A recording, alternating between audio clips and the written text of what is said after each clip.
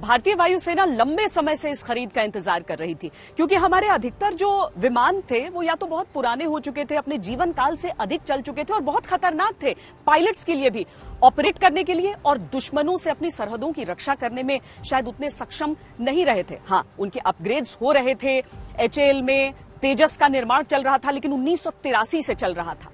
और राफेल की जो खूबियां थी वो इसीलिए इस विमान को अर्जित करना जरूरी बना रही थी, क्योंकि पूरी दुनिया कहीं आगे बढ़ती जा रही थी और हम पीछे रुके हुए नजर आ रहे थे।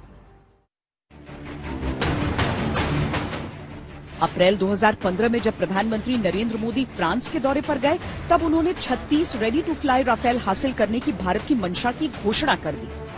ये आंकड़ा यूपीए के दौरान प्रस्तावित डील से बहुत अलग था। रक्षा तकनीकों का विकास भी करेंगे।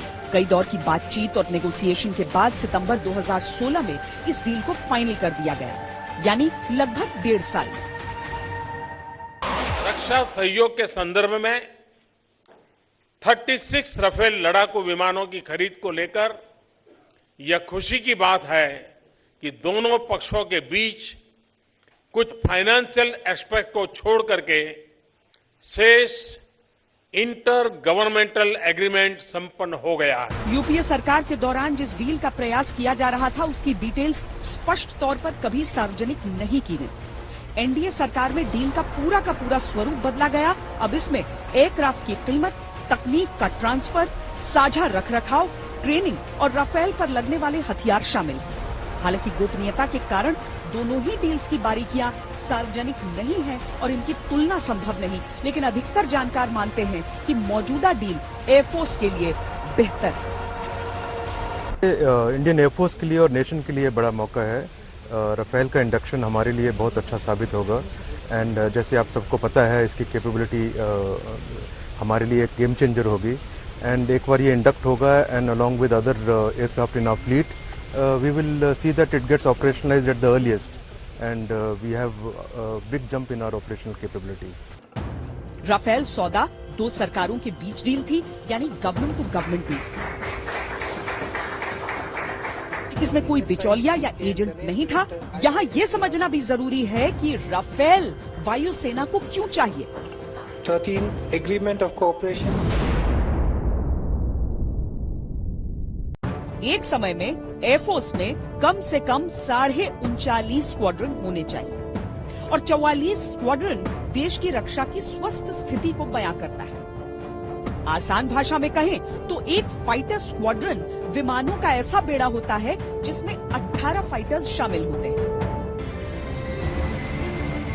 हालांकि भारत के पास ऐसी स्वस्थ स्थिति 1980 के दशक में ही नजर आई, जिसके बाद विमानों के आधुनिकीकरण के संजीदा प्रयास नहीं हुए। नतीजा ये कि 1990 तक इनमें कई विमान तकनीकी तौर पर पुराने होने लगे और उड़ान के लिए खतरनाक की श्रेणी में आ गए। इन्हें बदल देने की जरूरत बढ़ने लगी, लेकिन इस काम को प्राथमिकता नहीं दी गई। भारत की जो वायुसेना है, उनके पास जो लड़ाकू विमानों की जो संख्या है वो धीरे धीरे सिकुड़ रहा था और इससे काफी एक नकारात्मक तरीके से भारत की वायुसेना के ऊपर ये प्रभाव पड़ रहा था। और जबकि वो बड़ा जो सौदा है 126 जो एयरक्राफ्ट की बात हो रही है, उसका निर्णय इतना जल्दी शायद नहीं हो पाएगा। तो इसलिए मैं कहूंगा एज एन इंटरिम मेजर ये एक काफी अच्छा डिसीजन है। नतीजा ये हुआ कि जनवरी 2014 तक भारतीय वायुसेना केवल 30 फाइटर स्क्वाड्रन ऑपरेट कर रही थी और हर सरहद पर हमारे दुश्मनों का खतरा बढ़ता ही जा रहा था। यही कारण था कि सरकार ने इस मुद्दे को प्राथमिकता दिया और काम करना शुरू किया।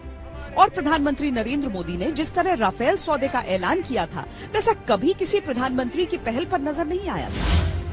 When he visited in France a couple of months ago in April, he announced his willingness to buy 36 Rafale fighter jets. We've just signed an intergovernmental agreement. It is a decisive step. आज Rafale हमारी बड़ी ताकत बनने के लिए तैयार है। अंबाला में फाइटर्स का पहला जत्था आ रहा है और दुश्मन के पांव के नीचे से जमीन अभी से खिसकने लगी है। राफेल लड़ाकू विमान का भारतीय वायुसेना के बेड़े में शामिल होना एक बहुत ही महत्वपूर्ण इवेंट है। राफेल अपने साथ काफी विशेषताएं लाता है। जिसमें कि उसका जो आर्मामेंट सिस्टम है, जो एवियोनिक्स है और जो उसको खुद को प्रोटेक्ट करने की क्षमता है, वो भिन्न है दूसरे जहाजों से। राफाल में मीटियोर बियॉन्ड विजुअल रेंज हवा से हवा मार करने की मिसाइल है, जिसका रेंज जो है तकरीबन 120 किलोमीटर से ज्यादा है। और SCALP missile air to ground, हवा से जमीन में मार करने की क्षमता रखने वाली क्रूज मिसाइल्स। उसके साथ साथ उसका जो इलेक्ट्रॉनिक वॉरफेयर सिस्टम है, जो खुद के प्रोटेक्शन के लिए है, वो बहुत आधुनिक है। भारतीय वायुसेना मुमकिन है दुनिया में चुनिंदा वायुसेनाओं में होगी जो एंटी टेरर ऑपरेशंस में भी लगती है। बालाकोट में भारतीय वायुसेना ने क्या कमाल दिखाया था, सबने देखा। अभी लाइन ऑफ एक्चुअल कंट्रोल पर जब जरूरत पड़ी तो किस तरीके से जल्दी डिप्लॉयमेंट हुआ है हमारे विमानों का, वो भी हमारे वायुसेना की काबिलियत ही है। राफेल के आने से वो शक्ति बढ़ तो रही है, लेकिन भारतीय वायुसेना की शक्ति के बारे में भी आपको जानना चाहिए। एयरफोर्स एक ऐसी फोर्स है जिसे शौर्य और तकनीक दोनों मामलों में अव्वल रहना होता है, खाने में बहुत निर्णायक है। वैसे भी एलएसी पर इस समय जैसे हालात हैं, वायुसेना सतर्क है, सजग। भारतीय वायुसेना ऑपरेशंस के लिए पूरी तरीके से तैयार है। वायु शक्ति जो कि युद्ध का एक बहुत महत्वपूर्ण पहलू है और इस इलाके में यह एक बहुत ही महत्वपूर्ण भूमिका निभाएगी। हमारे पास सभी चुनौतियों से लड़ने के लिए सभी संसाधन हैं। लेकिन इसके साथ ही जरूरत ये होती है कि आधुनिकीकरण की रफ्तार कभी न घटे। एलएसी पर गतिरोध के इस दौर में भारत केवल राफेल का स्वागत नहीं कर रहा, बल्कि 33 नए फाइटर्स हासिल कर रहा है। इनमें 12 Su-30 MKI और 21 MiG-29 शामिल हैं। इसके साथ ही 59 MiG-29 को अपग्रेड किया जा रहा है। भारतीय वायुसेना और नौसेना के लिए 248 Astra beyond visual range air to air missile भी अर्जित किए जा रहे हैं। एलएसी पर भारतीय वायुसेना की भूमिका बहुत बड़ी है। Su-30 MKI और अपग्रेडेड MiG-29 लगातार गश्त कर रहे हैं। भारत ने अपने नए नवेले अपाचे AH-64E अटैक हेलीकॉप्टर्स को भी यहां तैनात कर रखा है और चिनूक मल्टी मिशन हेलीकॉप्टर्स को भी। अब राफेल के आने से भारत की आक्रामकता कई गुना बढ़ जाएगी। हमारी इस खास पेशकश में इतना ही। देश और दुनिया की बाकी खबरों के लिए आप देखते रहिए आज तक। नमस्कार, मैं हूं अंजना ओम कश्यप। हमें उम्मीद है ये वीडियो आपको पसंद आया होगा। लेटेस्ट खबरों के लिए यूं ही देखते रहिए आज तक और इस वीडियो के पसंद आने पर लाइक, शेयर एंड सब्सक्राइब करना ना भूलें।